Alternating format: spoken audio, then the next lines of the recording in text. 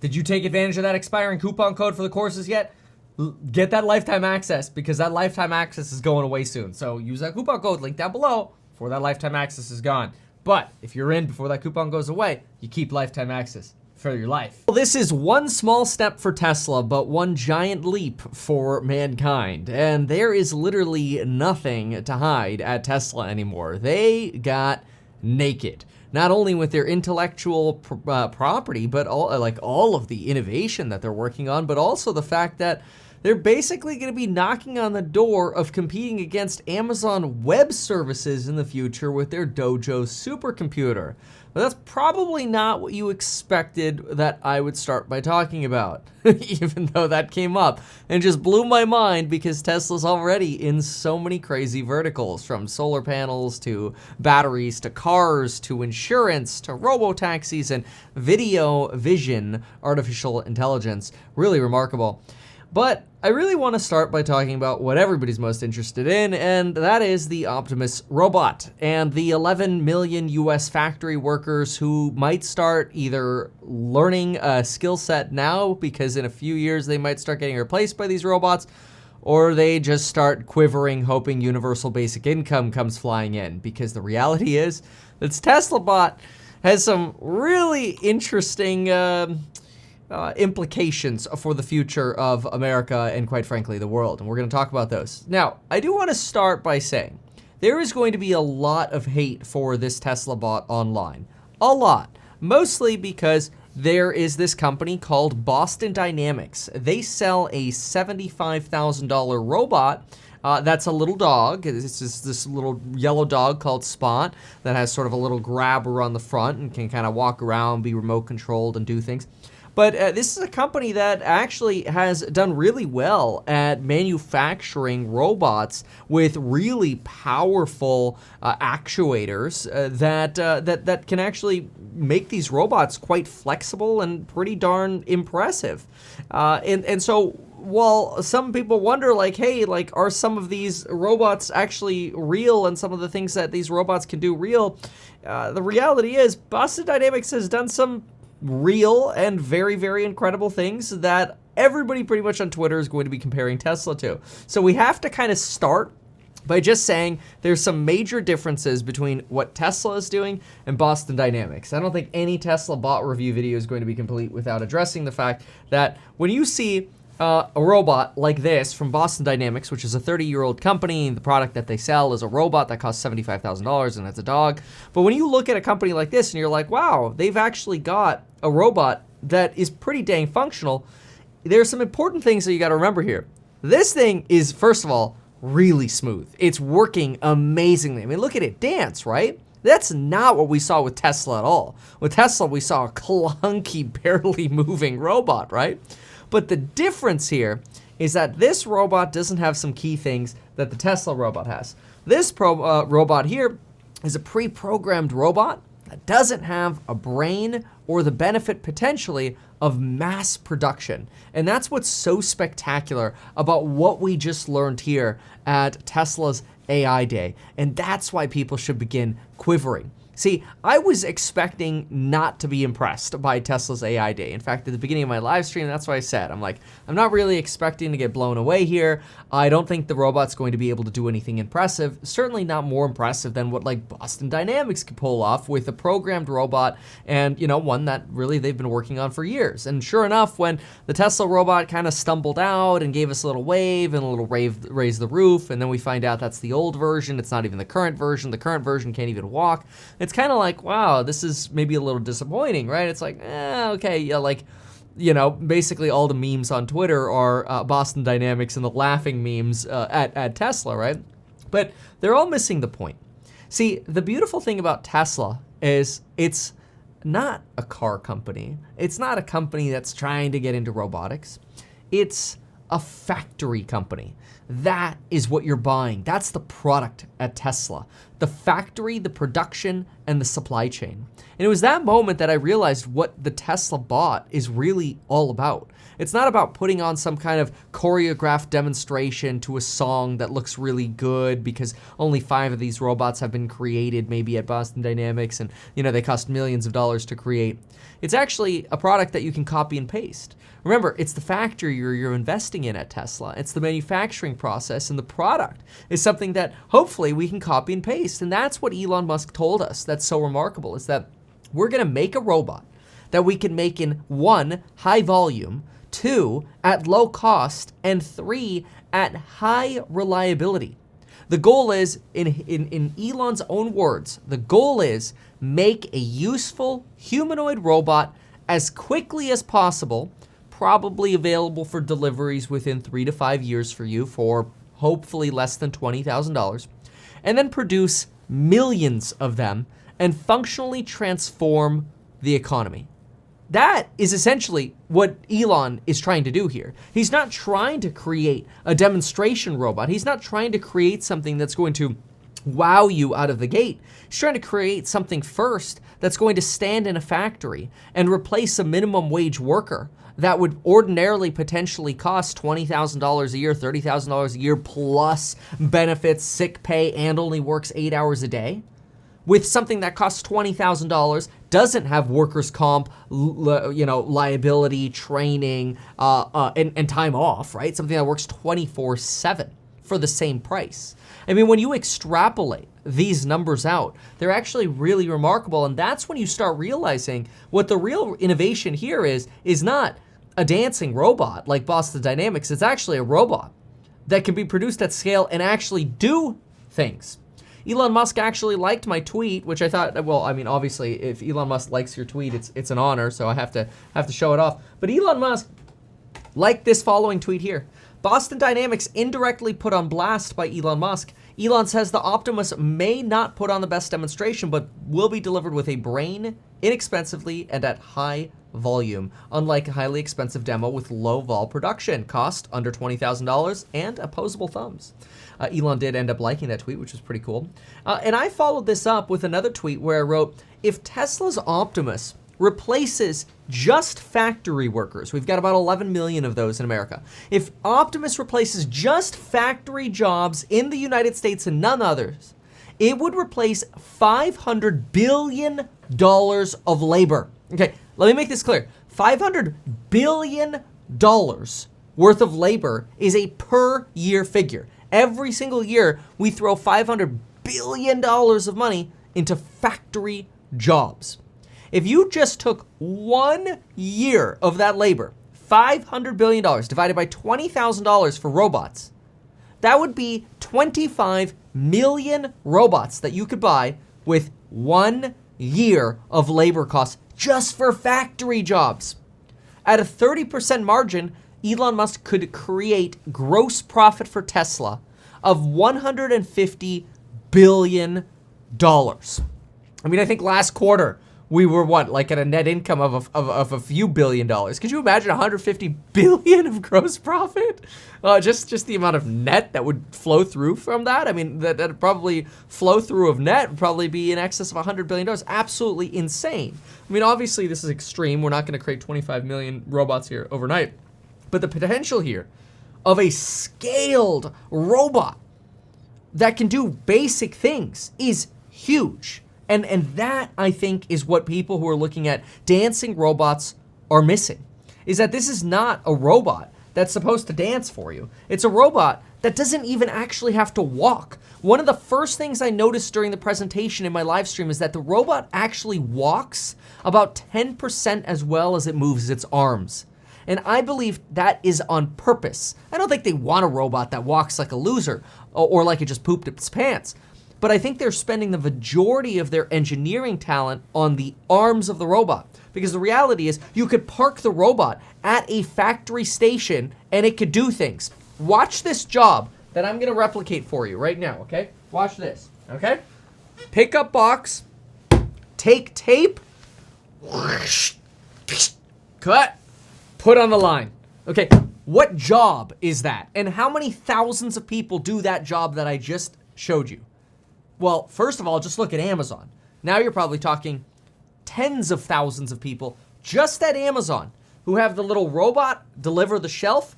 The person takes the product off the shelf, puts it in the box, takes the tape, puts it on. Sometimes it's even pre-cut tape, right? And then they have to put the taped and labeled box on the conveyor belt. A robot that doesn't even walk could literally do all of that.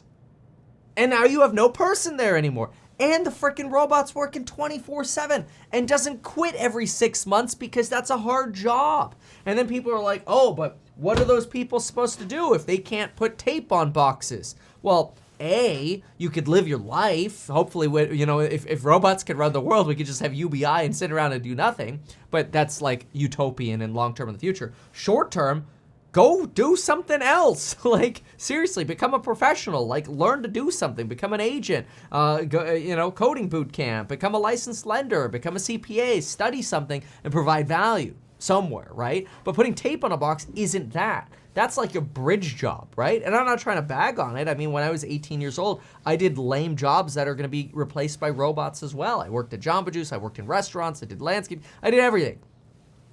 So at first, this robot with 28 structural actuators and 11 sensors, weighing in at about 161 pounds, will carry a central about 2.3 kilowatt battery. And it's expected with that 2.3 kilowatt battery to be able to work all day long, which is really incredible.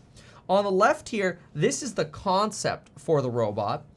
This right here, the sort of middle robot here, is the first robot that was demonstrated. And this is the robot that did walk alone. It did not walk very, very well, but it was able to walk alone. And this one did give us a little wave as well. This apparently is actually the older robot, and it's not the robot that is sort of the next edge robot. Or next gen robot. Here, the next gen robot is actually pictured here on the right. And what's remarkable is they've really only been producing this robot for about, a year or so now, since AI Day first announced that they were even going to remotely get into robotics. Like humanoid-style robotics. Obviously, their factories do robots. This was considered their rough and development robot, was the argument, that this is the development robot here. And they used off-the-shelf actuators here. And they showed this robot actually walking around with a tether, picking up watering cans and boxes in their Fremont facility, or actually being able to move to an area where you can, realize, oh, okay, this is actually what's happening around me. In fact, I have a little video that I clipped of what this robot sees, and this is what's so incredibly different from that Boston Dynamics robot, and it really is worth highlighting, and I think, again, the Boston Dynamics kind of people on Twitter aren't going to realize how really phenomenal this actually is, but I'll show it to you here. Take a look at on screen now. This is what the robot's seeing. The robot is actually looking at the environment and understanding what's going on. It's not in a big open field where it's programmed to do some dance moves. It's actually understanding its environment, so that it knows, this is the watering can, for example. Okay, watering can, got it. Oh, now I can identify plants. Okay, those need water, right? And this is very much the same as what their vehicle full self-driving computer uses. In fact, this, I believe, has the full self-driving vision computers mounted to its shoulders, I believe they said. But anyway, it actually uses the same sort of visual identification system as the vehicles do. And this makes sense, and it shows you how these sort of manufacturing worlds are merging together. And that if Tesla can manufacture these vehicles, the safest vehicles in the world at scale with I would say A quality, not A plus quality, but like B plus to A quality, but they get them out and they get them done and they get them produced and they provide value to people. And you can do the same with these robots. Well, this is phenomenal. This is a robot that actually understands its surroundings. It's really, really incredible. So I was very much impressed by that. Let me see if I can fast forward here a little bit. You can see the walking of it here. This is roughly how it walked right now, during the demonstration as well, which is kind of lame. Again, kind of looks like it pooped itself. But again, you know, when you go a little bit beyond just like the initial impression and all the haters or whatever are gonna bag on this, this is actually pretty dang incredible. So really, really incredible. I have a few slides that I specifically took pictures of or screenshots of just to be able to quickly demonstrate some things on. So this is the vehicle here. It uses about 100 watts when it's sitting or stationary. That's about one light bulb, right? A traditional non-LED light bulb, a full like high wattage light bulb is about 100 watts. 500, this would be kind of like 2 floodlights on.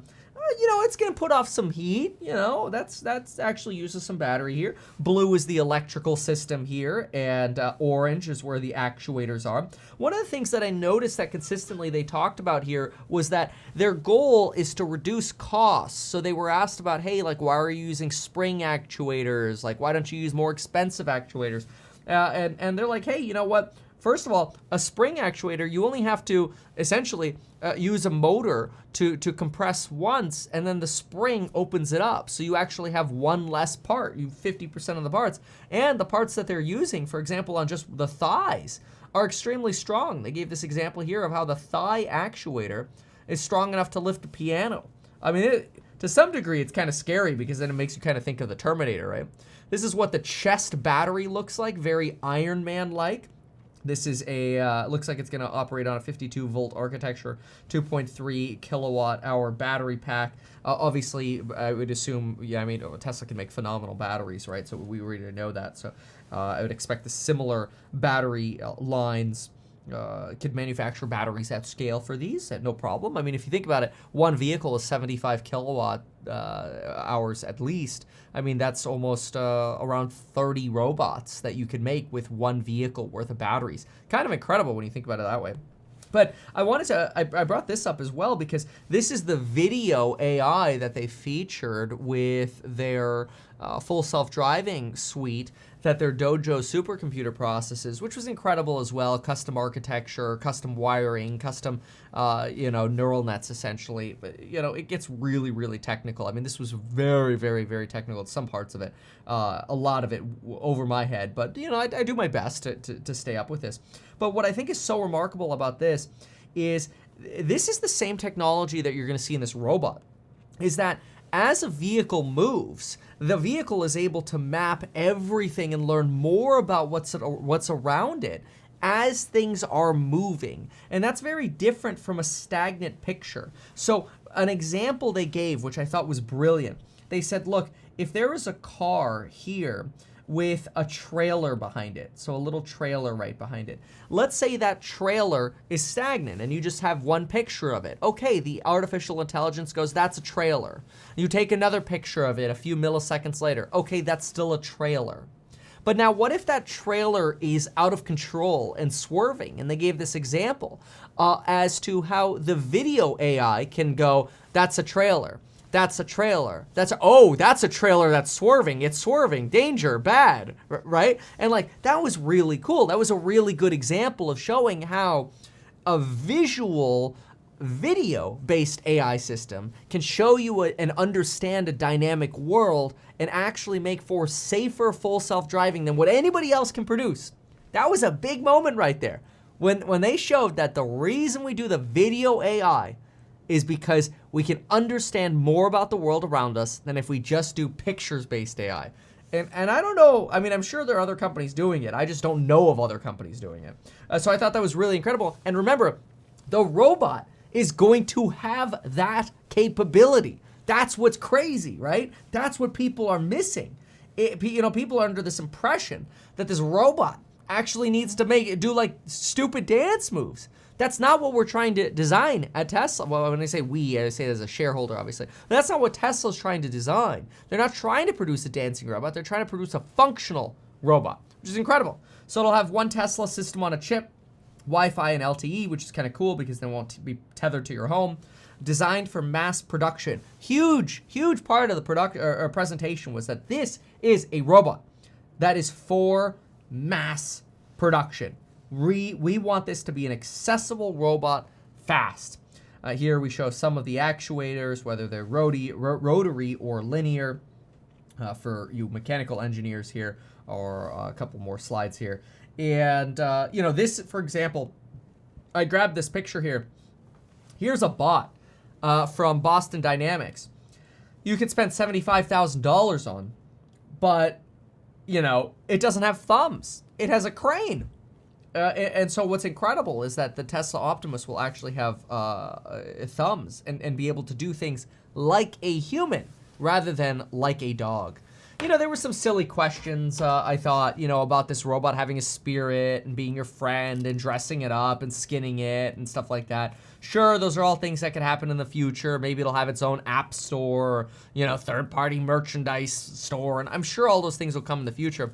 But what was really incredible was this idea that you could really infinitely expand the economy with these sorts of robots and create this future of abundance, a future of no poverty, because really what you're doing is you're creating no limit to the means of production now. You're removing human capital from the equation of the means of production. Now you're just limited by materials, raw materials, right? But if you're doing services, my goodness, now there's really no limit to potentially GDP increasing. And now you're just limited by how many people actually need those services. But it's really phenomenal. I mean, imagine every single person in the world has their own robot just to do their laundry and clean for them, right? Now feed them and just do everything hard for them. I mean, it's really, really incredible. A big focus on keeping costs down, less wiring in the hands, you know, very, very detailed examples about how they're keeping costs down.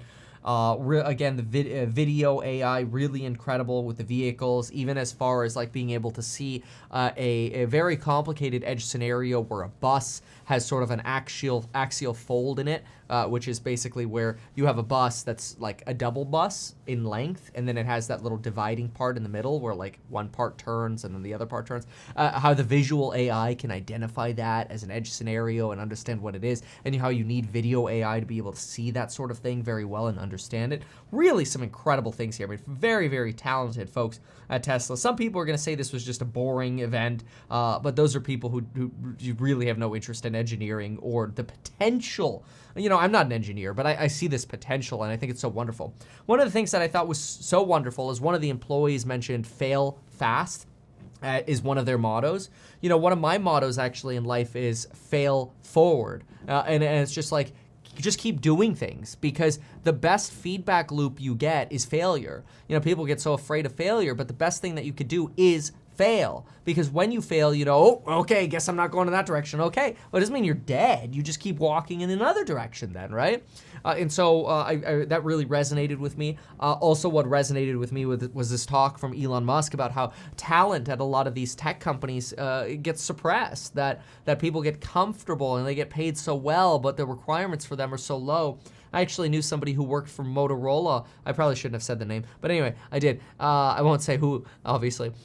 But they were frustrated because they would complete their task and their manager would go to them and go, just do whatever you want, but you're done, so just wait until you get a new task. And they're like, no, like I want to innovate, I want to do something new. And they're told, no, you just stay here and just wait, because otherwise you'll make everybody else look bad. And it's like, oh, that's so terrible, just collect your paycheck, you know? And then you actually get used to this idea of not actually being productive and getting a lot done. So I loved it when Elon said, look, we get shit done around here. It's going to be demanding, it's not going to be easy.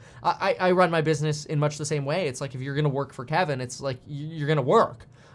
Because every day I ask myself, like, okay, what did that person do? What did that person do? What did that person do? And as soon as like the feedback to my own head is like, I don't know what you're doing anymore. It's like, do we really need you then, right?